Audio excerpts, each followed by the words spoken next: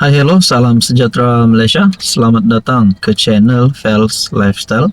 Terima kasih kerana terus setia dan bersama di dalam channel ini. Tuan-tuan dan puan-puan, masih ramai yang bercerita tentang titah addendum.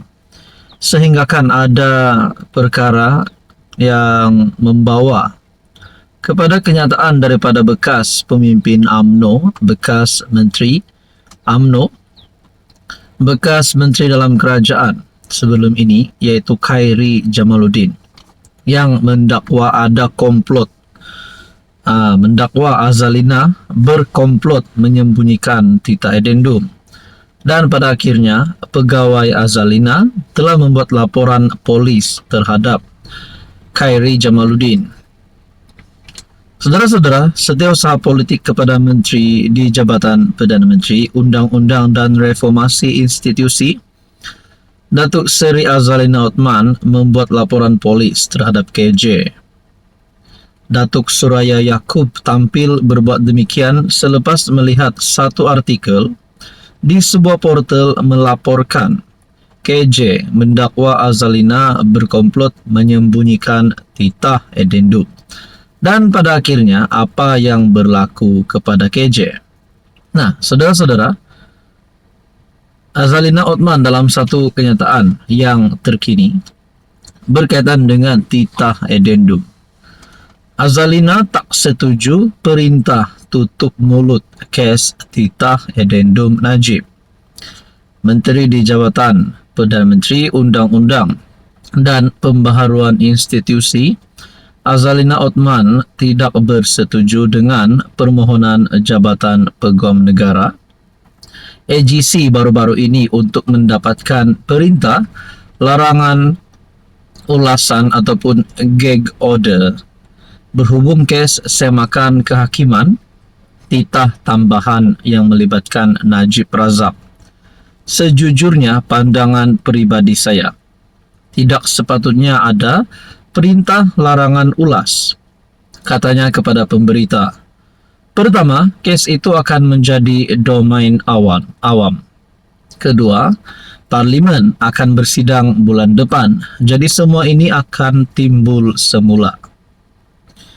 Namun, menteri itu percaya AGC mempunyai alasan tersendiri untuk memohon larangan tersebut dan menekankan Badan Kehakiman mesti dibenarkan bertindak bebas dalam hal berkenaan.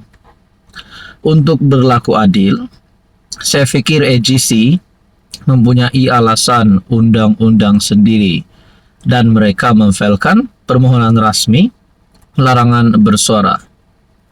Apabila permohonan itu dihantar kepada mahkamah, kita serah kepada mahkamah untuk membuat keputusan dan kita hormati keputusan itu.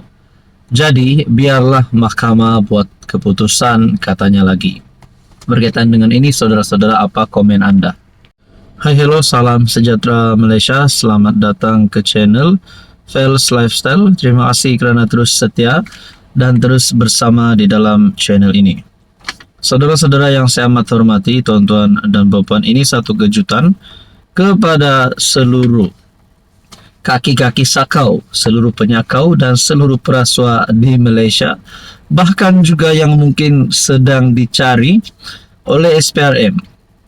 Bukan saja di Malaysia, tapi mungkin yang berada di luar negara. Tidak lain dan tidak bukan, antara nama-nama yang menjadi buruan SPRM, antaranya adalah menantu Muhyiddin dan juga Johlo.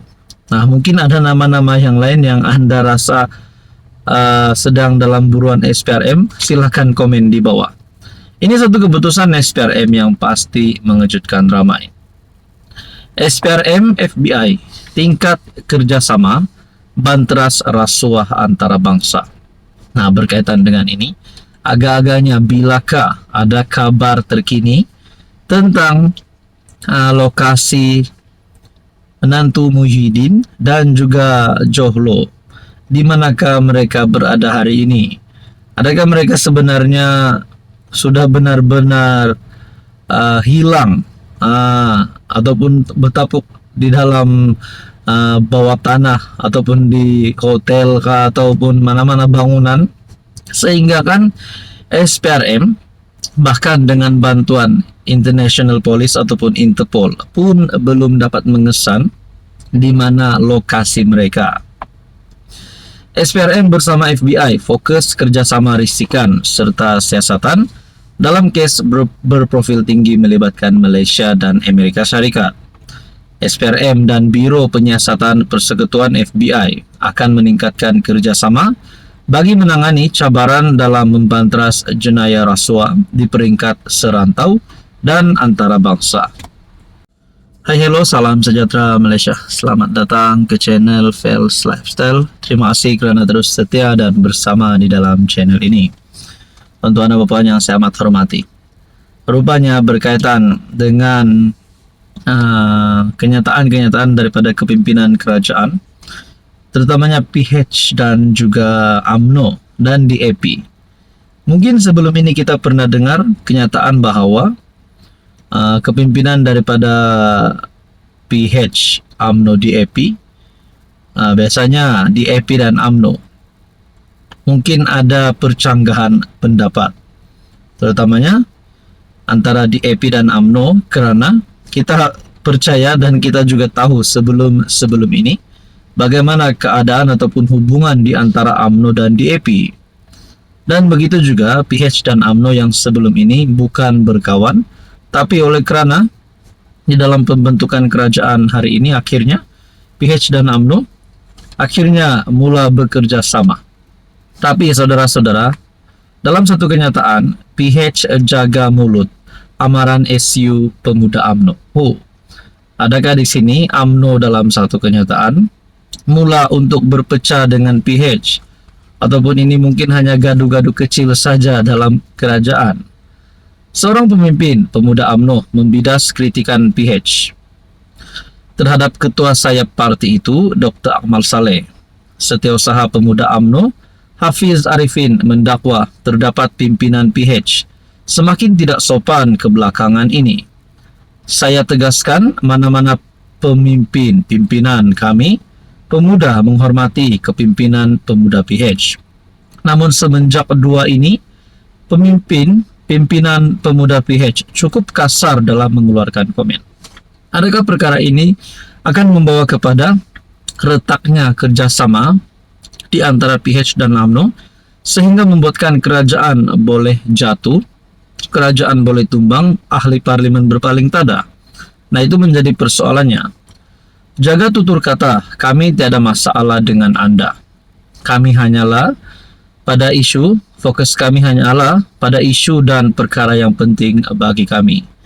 Meneruskan amalan menyerang Dr. Akmal Saleh selaku Ketua Pemuda adalah signal kepada galakan untuk pertembungan dengan Pemuda UMNO dan BN. Hafiz merujuk kenyataan Ketua Pemuda DAP, Wu Kah Leong, yang mengkritik Akmal kerana mensensasikan isu sandwich ham dan keju kekemat serta meniupkan ketegangan perkauman. Akmal sebelum ini mendakwa insiden itu menjadi bukti Islam diperlekehkan. Berkaitan dengan ini, apa komen Anda?